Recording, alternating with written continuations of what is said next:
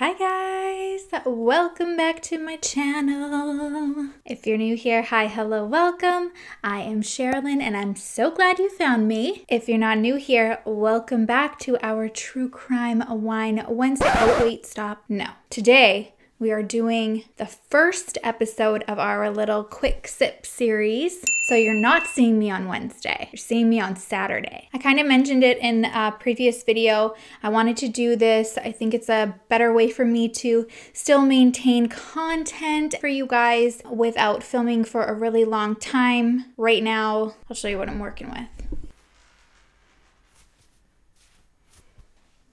Yeah, it's hard to sit down and film and edit, so I just think these quick sip episodes are going to be a good way to still come and hang out with you guys. Plus, there are a lot of cases out there that I get really intrigued by. I want to bring attention to it. I want to talk about it, hear what you guys think, but not have it on Wednesdays where we do like our longer episodes, if that makes sense. So these are going to be cases that I'm really intrigued by that I don't have a lot of information on. A few of them that I already have ready in the queue to just wrap up the script and film for you. Some of them are solved and then some of them are unsolved, but there's always like a lot of controversy around it. And yeah, I find with those cases, it's hard to get a lot of like background information. Not a lot of people want to talk, and that's specifically what today's case is about. It's unsolved, and part of the reason that it's unsolved is because people who know the victim, close friends, family, they're too scared to continue talking. So this has been an open case for over 30 years. Before we get started, I just want to thank you guys so much for everybody who's been purchasing the new merch launches. I'm so excited about them. I'm loving the response from you guys. If you haven't checked it out already, make sure to go to my website. The link is in the description below. And we have some really cute designs. As always, I appreciate you guys so much. It's pretty much the main way to support the channel and keep this going. As you guys know, a lot of times true crime videos will get demonetized. And also right now, while I'm kind of not able to produce as many videos as I want to, this just helps me and my family so much when you guys support me. So thank you, and I'm so glad you guys are loving them. This is not released yet, but I will let you guys know when this whole line is. This is the vintage line that I was telling you about. So this is one of the acid wash teas, and I'm so excited to show you guys. I'll let you guys know when that's ready. It should be within the next couple weeks. All right, let's get started. Like I said, this case today, it's one of those ones that seems solvable. It hasn't been for over 30 years. And part of it is because everybody's kind of just stopped talking about it. It's like they're scared for their safety, scared to bring attention to it. And it involves a pretty popular guy and his girlfriend. They were well known in Vegas, so you'd feel like there'd be tons of information and attention out there, and there really isn't. So let's get into it. I want to hear what you guys think. On October 2nd, 1993, the bodies of a very well-known Elvis tribute artist named Dana McKay and his beauty queen girlfriend, Mary HOFFMAN, were found murdered in their Las Vegas mansion.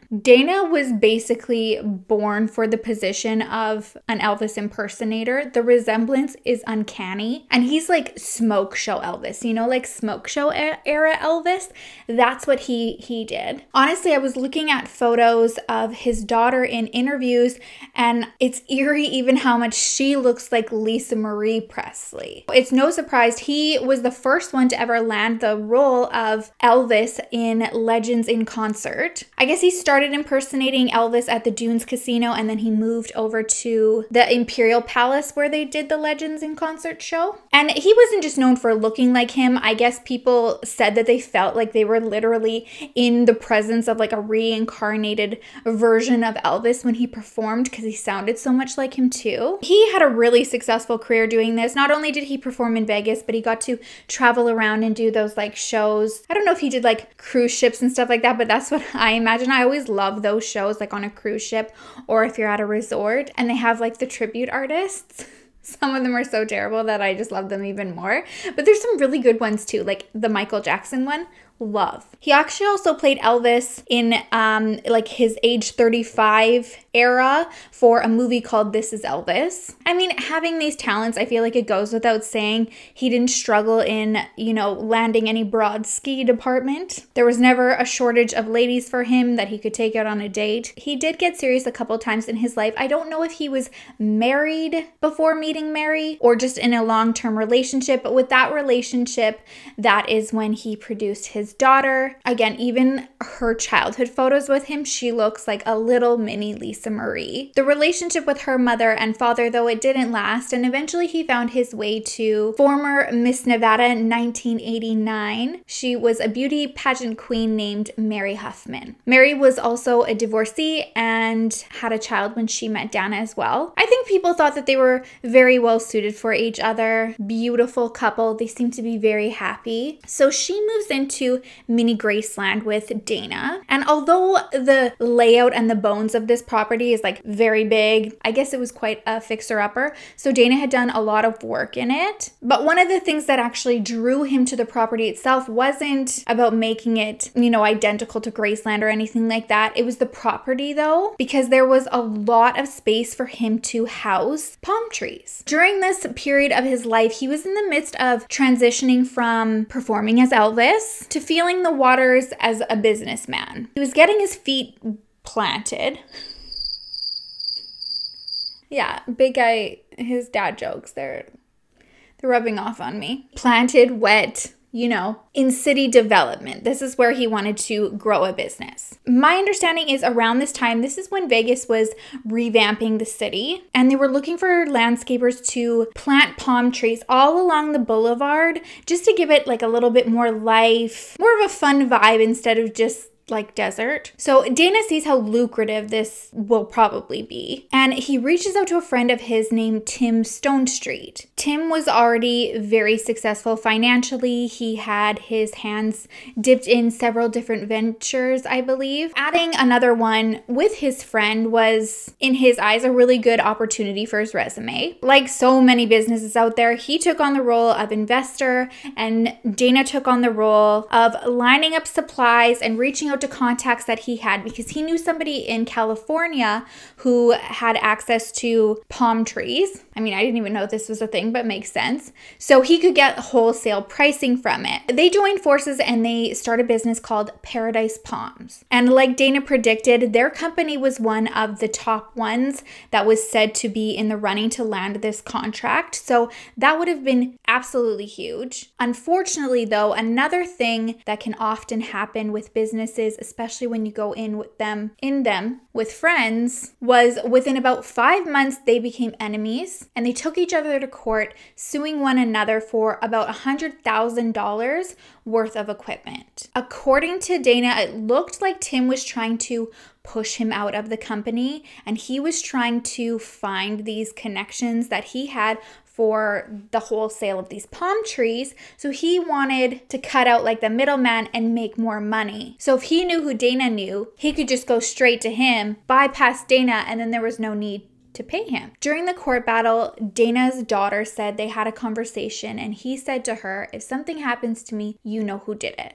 She's never publicly said who that is. There's been insinuations, but she's never named a name. He also told his best friend, Danny Coker, who, if you or your husband, like mine, is into all those like car restoration and like pawn shows and stuff, you'd know him as the Count from Count's Custom Cars. He was Dana's best friend, and he said that he told him that he was going to bring some pretty damaging information to court about Tim that was going to help him win the case. Unfortunately, he never told Danny what it was, and it never got to that point because before he went to that trial date, him and Mary were murdered. So this is basically what we have to go off of. Like I said at the beginning, there's so little known about this case. It has been suggested online that people who are close to Dana are scared because the person they believe did this has well-known connections, and they believe because of these connections, there'll never be charges laid anyway. anyways. What we know is there was a welfare check done on October 2nd, 1993 at Mini Graceland, and this was called in by a friend of Dana and Mary's when they couldn't get a hold of them. When police pulled up to the front gates of the property, they could already see that the front doors of the house were wide open. And when they got to the entrance of the house, both Dana and Mary were already dead on the floor in their foyer.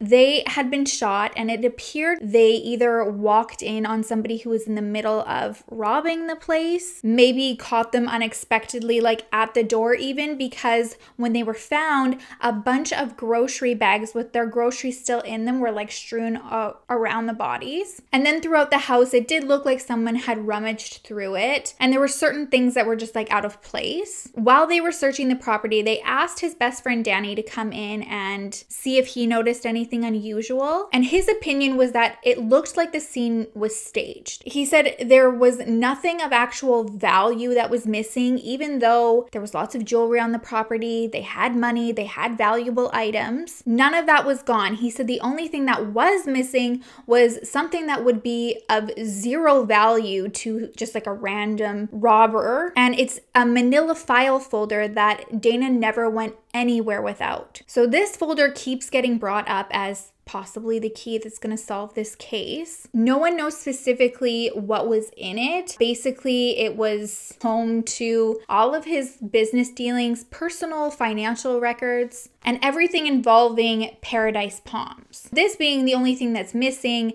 obviously speculation goes directly to his business partner Tim somehow being involved. For the record, Tim has never been charged, and allegedly he's also been dismissed as a suspect because he was in Aruba at the time of the murders. And Tim's lawyer has made the statement that police should stop looking at Tim and start looking at Dana's drug connections, but family and friends of Dana's have been very clear that not only did he not do drugs, he barely even sipped alcohol, and both he and Mary were tested and there was zero trace of drugs or alcohol in their system when the toxicology report came back, nor did they find any like drug paraphernalia or anything like that on the property. Most theories are that based on the way the bodies were found, it looked like it was professional. It looked like somebody was there intentionally waiting for them, just because it was like as soon as they walked in, they were shot. They had their groceries still in hand. And not only that, but it also appeared like Dana was the main target because he was shot 7 times and Mary was only shot once. There was another theory that I read out there that because of Dana's status in, the world of Las Vegas, his murder could possibly be connected to the kidnapping of Steve Wynn's daughter. Steve Wynn is a big hotel mogul in Las Vegas. And on July 26, 1993, about 3 months before Dana and Mary's murder, his daughter Kevin was kidnapped. The story there is that she had finished having dinner with her father. She went back to her apartment, and when she walked in the door, she was ambushed by a couple intruders. She didn't get a good look at them at all because as soon as they grabbed her, they put cotton balls on her eyes. They taped over them, then they put a blindfold on and then put sunglasses over top. I guess after that, they also undressed her, took photos, and said that if the police were going to get involved, they were going to release the photos and, damage her reputation and her father's reputation, and that they wanted ransom money. They called her dad. They demand $2.5 million for her return. Steve goes to one of his casinos. I guess there's only like $1.5 million on site. So he puts that together, calls them back, goes to the destination to get his daughter and leave the money. Sure enough, she is alive and well. She was in her own vehicle in the trunk. That actually reminds me of Excess Baggage now that we're saying this. What a great movie. She staged it though, in that movie. There's no proof that Kevin staged it. And actually, the men were caught and they were in jail during the murders of Dana and Mary. So this theory doesn't really make sense. And to me, it sounds least plausible. I couldn't find any connection that he had with Steve Wynn that would be big enough to like try to get back at Steve by harming someone. You know what I mean? Like sometimes in these situations, you're trying to seek revenge on somebody, so you harm or like kill someone close to them. That just doesn't make any sense that Dana and Mary would be chosen. So yeah. Nonetheless, though, it is a theory that's floating around. And these theories here are basically all they have to go off of for over 30 years. I listened to Matt Johnson's podcast called True Crime Deadline, and he actually interviewed some members of law enforcement, and they did tell him the investigation was still open and hinted towards possible pending charges in the future. I think that was like a couple years ago that he did this episode though, so to this day nothing has come of that. There hasn't been any charges laid. It's still unsolved. The fact that so many people close to this case are scared to talk about it and share their theories almost makes me scared to share my thoughts. I guess what I'll say is just like based on, you know, what we have, what we've gone over today, it seems pretty clear who would benefit the most. Also, given the only thing that is missing is like a business folder, you know, that could have information that would benefit somebody. Also, if it was a hit, somebody who had money to do it while they were on vacation. That's all I'm saying. Interpret it how you wish. But I mean, it makes the most sense just given what we have out there right now. If other theories do come out and they seem to make more sense, then absolutely, I'm willing to change my position. But this is all we have to go on right now. Usually I always say, like, tell me your guys' theories. Let me know who you think did it in the comments. But, like, I'm worried for you guys too, so there goes my closing line. But I do want to know what you guys think. And if you guys have some other lesser known cases that would fit into this, you know, quick sip series, let me know in the comments below, because although I will definitely be getting back to our True Crime Wine Wednesday with the longer cases, like I said, this is just much more manageable for me to sit for shorter periods of time, not only for filming, but editing too. Like, it all takes a really, really long time. And then once little Bambina comes, this will also be a lot easier for me to sneak in a quick filming session while she's having a little naparoo. So let me know what you guys have that would be a good fit for this. I want to thank you guys so much for your love, your well wishes, your prayers. I have been feeling you sending them this entire pregnancy. And honestly, it gets me through so many moments that I've been struggling. I can't even tell you how much I appreciate it. So thank you guys so much. I can't wait for you guys to meet her. I can't wait to share this whole journey that it's taken to get her here. She's already so loved by you guys, and we're just so blessed. I hope you know we love you just as much. Okay. That is it for me today, you guys. Thank you guys so much for watching. If you haven't already, please don't forget to like and subscribe. It means the world to me. You know, I love and I appreciate you so, so much. I will see you in the next video. I will miss you terribly. Until then, make sure to love each other, love yourself, and I will see you soon. Bye.